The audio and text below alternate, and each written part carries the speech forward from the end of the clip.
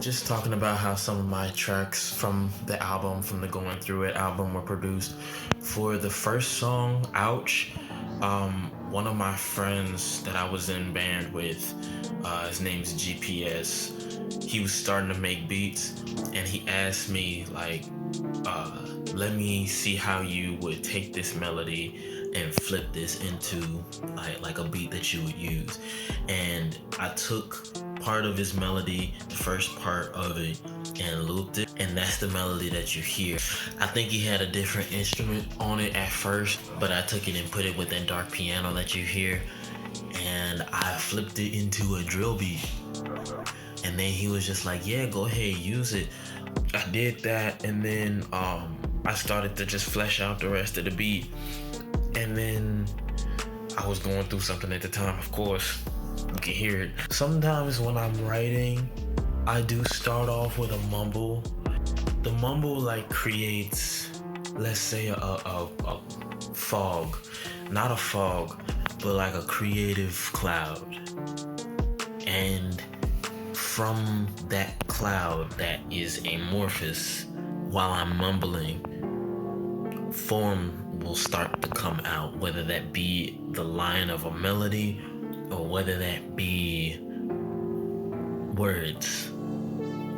And it just comes from me mumbling and feeling the beat out. I have this issue where I don't think of it as something that I can do again later, like another draft. I always think of it like the first draft that I do has to be the final. So what I write first often does end up in the final song, and that's what you hear at the beginning. Because I was trying to write, didn't know what to say. I made this, but I don't know what to say here. I made this, I made it, but I don't know what to. You can say what you will about whether I should have kept that in or left it out, but it's there now. The composition in the joint is amazing. I like had it, fully fleshed it out, and then brought in the elements bit by bit. I had this habit of using two 808s.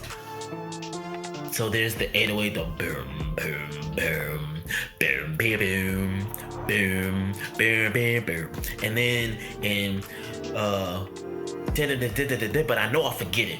One day I'll no longer regret it. That's why I'm gonna go off the rail and neglect it. That when that 808 comes in, that's the long one, the really long distorted 808. Yes, I've been a producer the whole time, but it's never just been about beat making for me. It's always been about composition. And that is really shown to me, at least. That's really shown in how I put the beat together for Ouch. I sometimes am able to be okay with the beat being stagnant, but for most part, it's gotta be development. There's gotta be development. But anyway, that's how I made Ouch. I'm scared to be fake. I'm good. Don't peek down under the hood. Forget it, I knew that you would. I really believe that I could.